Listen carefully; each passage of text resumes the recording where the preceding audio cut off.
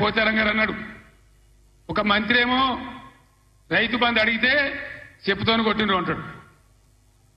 ఇంకో ముఖ్యమంత్రిని ఇవన్నీ ఏమైనాయి ఎందుకు ఏమని గట్టిగా నిలదీస్తే ఏం మాట్లాడతారు లిల్లీ పుట్టుగాళ్ళు?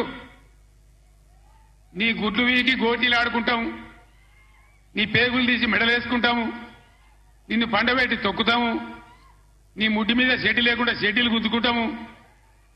ఇదేనా 10 ఏళ్లలో నేను ముఖ్యమంత్రి ఉన్నప్పుడు ఒక్కసారి ఇటువంటి మాట విన్నారా? ఇంత అగౌరవంగా మాట్లాడినామా? ఇంత అన్యాయం మీ కళ్ళ ముందనే జరగాలనా?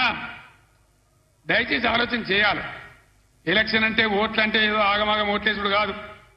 ఇలా సభలో ఉన్నారు, నేనే ఒక 100-150 లారీలు దాటుకుంటా వచ్చిన, అందులో ఫుల్గా మంది ఉన్నారు. చాలా దూరంలో పోలీసు వాళ్ళు ఆపుతా ఉన్నారు, పోలీసు వాళ్ళు బొమ్మలు వీకేస్తా ఉన్నారు.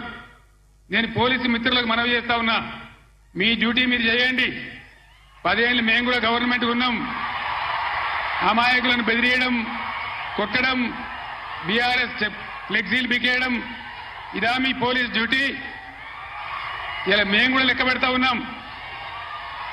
నేను పోలీసు పేరెత్తంగానే ప్రజలు ఎట్లా మాట్లాడుతున్నారో మీరు చూస్తున్నారు, ప్రజల గోల చూస్తున్నారు. ఇప్పటికైనా మీ అరాచకాలు బంద్ చేయండి, జాగ్రత్త. లేకపోతే మళ్ళా గ్యారంటీగా బీఆర్ఎస్ అధికారానికి వస్తుంది. అప్పుడు మీ గతి ఏమైతే ఆలోచన చేసుకోవాలి. 10 ఏళ్ళు మేము ఉన్నామే, 10 ఏళ్ళు నేను ముఖ్యమంత్రిగా ఉన్నానే, ఒక్కరోజన్నా మేము ఈ దౌర్జన్యం చేసినామా? ఎవరినైనా వేధించినామా? మరి ఎందుకు మీరు ఇలా మితిమీరిన పనులు చేస్తా ఉన్నారు పోలీసులు? దయచేసి మానుకోండి పోలీస్ సోదరులారా, మేమన్నీ రికార్డు చేస్తా ఉన్నాం.